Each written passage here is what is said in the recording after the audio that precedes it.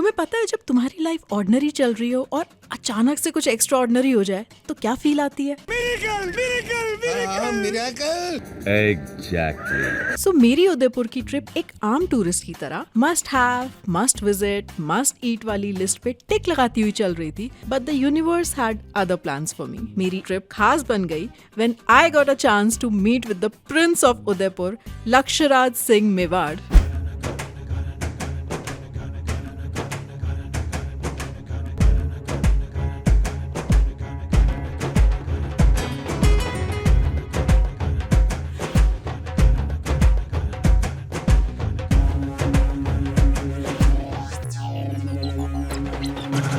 Welcome to my channel sir. Thank you so much.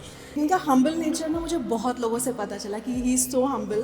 तो मैंने सोचा कि लेट मी एटलीस्ट ट्राई कि अगर मैं इनसे मिल पाऊँ, and I was fortunate enough कि मुझे इनका टाइम मिल गया. Thank you so much sir. आपका जो एक नॉर्मल डे होता है वो किस तरीके से रहता है? Do you plan your day और is there a team that plans your day? I think कामकाज जो होता है या जो परिस्थितियां होती हैं वो दिन को जो है मैं मानता हूँ कि कहीं ना कहीं वो दिन का चयन वो कर देती हैं, और हम लोग जो है फिर उस दिशा के अंदर या उस सोच के साथ में काम करना ज़्यादा जो है शुरू करते हैं. जैसे कि है आपसे मिलना हमने में से किसी ने नहीं तय किया था. कल चिट्ठी आई और हमने कहा कि चलो ठीक है मिलना चाहिए, और आप कोई एक नया काम आपने शुरू करा, नई चीज़ों को आपने शुरू करा, एक नई दौर के अंदर एक आप शुरुआत कर रहे हैं. तो हमने सोचा कि नहीं कहीं ना कहीं इस चीज़ के अंदर मदद करनी चाहिए. तो ये बिल्कुल भी सोची हुई चीज़ नहीं थी, कहीं पे भी इस चीज़ का चयन नहीं किया गया था.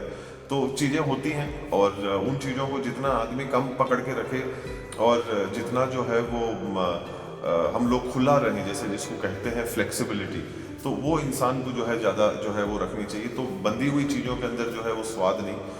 जितना अपन खुला रहेंगे उतना ज़्यादा अच्छा रहेगा, और जो चीज़ वैसे भी होनी है वो होगी, पर आप उसको किस तरीके से और बेहतर कर सकते हैं, उससे सीख सकते हैं, और अपने दिनचर्या को और कैसे बेहतर कर सकते हैं उसके ऊपर ज़्यादा ध्यान लगाते हैं. पर इसमें कोई शक नहीं कि हाँ लोग ज़रूर हैं जो मदद करते हैं. एक चीज़ को आगे बढ़ाने के लिए जो है लोगों की ज़रूरत ज़रूर पड़ती है, और इस मामले में मैं ये ज़रूर कहूँगा कि मैं बहुत बड़ा खुशनसीब हूँ कि मुझे चाहे वो कैमरे के पीछे हों, चाहे दफ्तर के अंदर हों, चाहे साथ में काम करने वाले हों या सामने हों, वो लोग जो है बड़े अच्छे मिले, और उस तरीके से जो है वो सिलसिले से जो है वो काम अच्छे तरीके से हो जाता है. जैसे आपने लाइफ में बहुत सारी चीज़ें सीखी होंगी, जैसे कुछ स्किल्स एक्वायर करते हैं या कोई एक्टिविटीज़ लोग सीखना चाहते हैं, जैसे मे बी आपने हॉर्स राइडिंग सीखी होगी, कुछ ऐसी एक्टिविटीज़. मेरे को जैसे स्कूबा डाइविंग कभी सीखनी है या स्कीइंग सीखनी है. तो आपकी लिस्ट में ऐसा कोई स्किल्स भी हो, ऐसे कोई नेचर भी हो सकता है कि आपको ये ट्रेट अपनाना है, कि मे बी पेशेंस, अलग अलग तरीके के जो ट्रेट्स होते हैं, कई लोग वो कुछ ट्रेट्स, बिहेवियरल ट्रेट्स भी अपनाना चाहते हैं, वो सीखना चाहते हैं. तो आपकी लिस्ट में अगर कोई लिस्ट है तो उसमें आपकी टॉप 3 चीज़ें क्या हैं जो आप सीखना चाहते हैं अब आगे? बड़ी अच्छा सवाल पूछ लिया. टॉप 3 ऐसी कौन सी चीज़ें हैं जो मैं सीखना चाहता हूँ? पहली चीज़ तो मैं ये कहूँगा कि मैं तबला बजाता था, हाल ही में वापस थोड़ा बहुत शुरू किया है. तो मैं ये ज़रूर चाहूँगा कि मैं मेरे जो तबले की जो मेरी सिखलाई है उसको और ज़्यादा बेहतर कर सकूँ, उसके अंदर और सफाई ला सकूँ, और उसके अंदर और ज़्यादा डूब के जो है वो मैं सीख सकूँ. ये एक चीज़ मैं ज़रूर वापस जो है वो करना चाहूँगा. दूसरा जो है वो खाने को लेकर और खाने के इतिहास को लेकर मैं काफ़ी कुछ सीखना चाहता हूँ, समझना चाहता हूँ. तो उसके ऊपर जो है वो मैं और ज़्यादा गहराई से जो है वो काम करना चाहता हूँ, और बनाने के लिए भी मैं वो सीखना चाहता हूँ. तो बट उसके इतिहास को लेकर, उसके पूरे शुरुआती दौर से लेके अब तक वो कैसे वो चीज़ बनी, कैसे क्या रहा, तो उसके अंदर मेरे को काफ़ी दिलचस्पी है. और तीसरा जो एक चीज़ ज़रूर मेरे दिल दिमाग में है वो स्काई डाइविंग. तो वो मैंने अभी तक नहीं करी, वो मैं ज़रूर करना चाहता हूँ. बहुत सही, स्काई डाइविंग मेरी भी लिस्ट में है. तो आपने खाने की जैसे बात बताई, तो आपका फेवरेट क्विजीन कौन सा है? देखिए घर के खाने को छोड़कर मुझे चाइनीज़ काफ़ी अच्छा लगता है, तो that is one of my Chinese में क्या स्पेसिफिकली कोई कुछ पसंद है आपको? मेन लैंड कैंटनीज फूड जो है उस एरिया का जो भी कोई डिशेस होंगे तो वो मुझे काफ़ी पसंद है जो।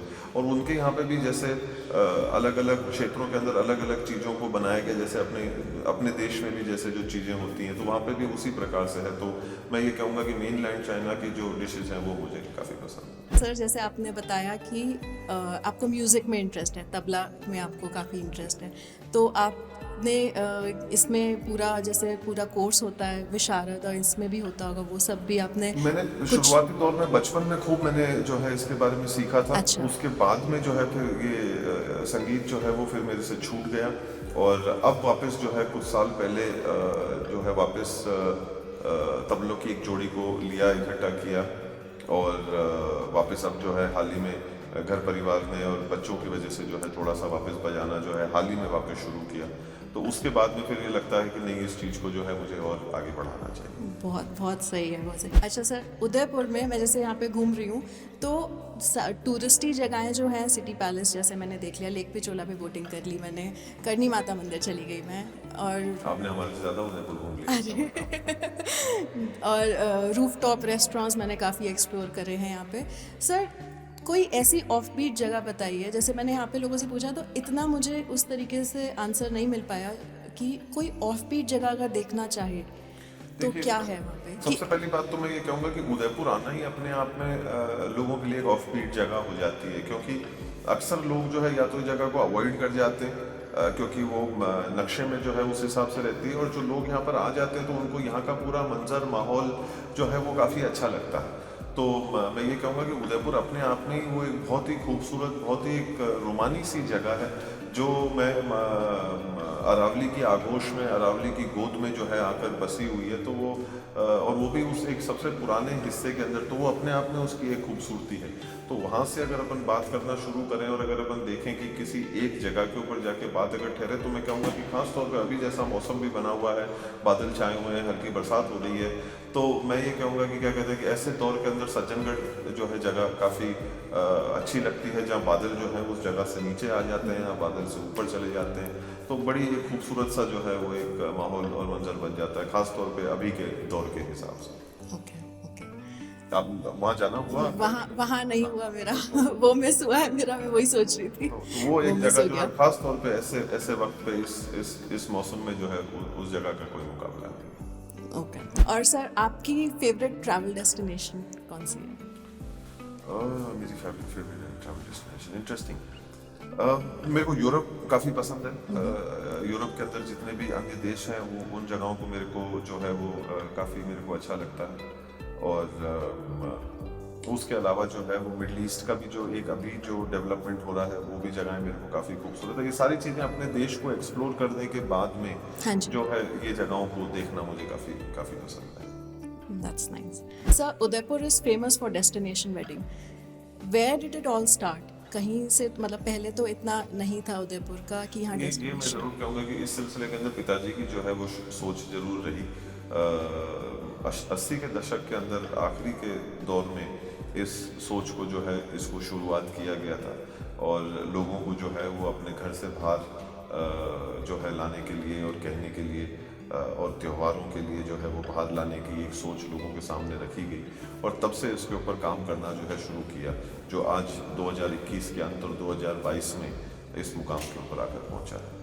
क्योंकि आज मैं एक ब्लॉग भी पढ़ रही थी, उदयपुर ब्लॉग था, और उसमें बताया था कि वर्ल्ड की one of the most preferred destination है उदयपुर फॉर वेडिंग्स। जी जी जी जी बिल्कुल, बेशक वो सच्चाई है। आज देखिए कि खुशी की बात यह है, आपने जैसे कहा कि हम लेक पिछोला के ऊपर बोट राइड कर आए, तो मैं कहता हूँ कि आज की तारीख में जो लेक पिछोला की जो तुलना है सीधी की सीधी लेक कोमो से होती है।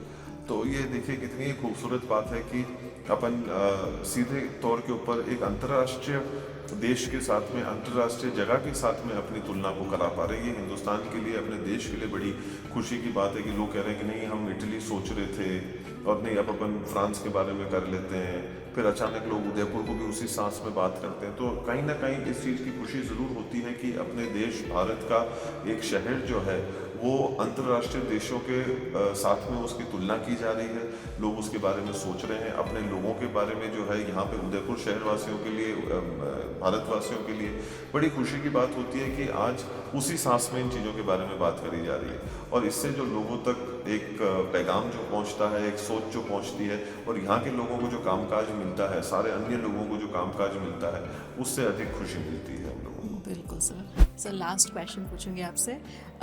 जैसे होता है ना, एक स्पिरिचुअल जर्नी पे लोग जाते हैं, उस जर्नी पे जाके या तो आपने करी होगी या मे बी उस जर्नी पे होंगे जहाँ लाइफ का एक पर्पस इंसान को पता चलता है कि अच्छा मेरी लाइफ का पर्पस ये है, मेरी सोल का मिशन ये है धरती पे, इस रीज़न की वजह से कई बार लोग फिगर आउट कर लेते हैं। मैं उस चीज़ को भी पिछले 2-3 महीने से खुद क्वेश्चन कर रही थी कि अपना लाइफ पर्पस और ये सारी चीज़ें।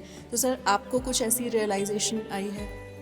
नहीं, यही आई है कि मेरे को ये पता करना है कि मेरे जीवन का मकसद क्या है, मेरे जीवन का लक्ष्य क्या है। वो आपके नाम से बिल्कुल मैच कर रहा है। Sir any message that you would like to give to the people who would be watching this video, any message?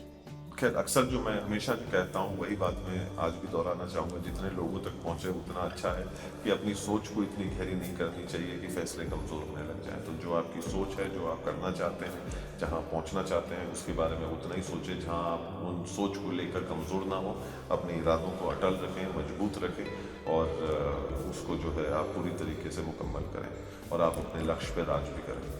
बिल्कुल बिल्कुल, पूरा आपके नाम के साथ। Thank you so much sir, it was a pleasure meeting you, and I really am so fortunate that I got to spend some time with you. My pleasure.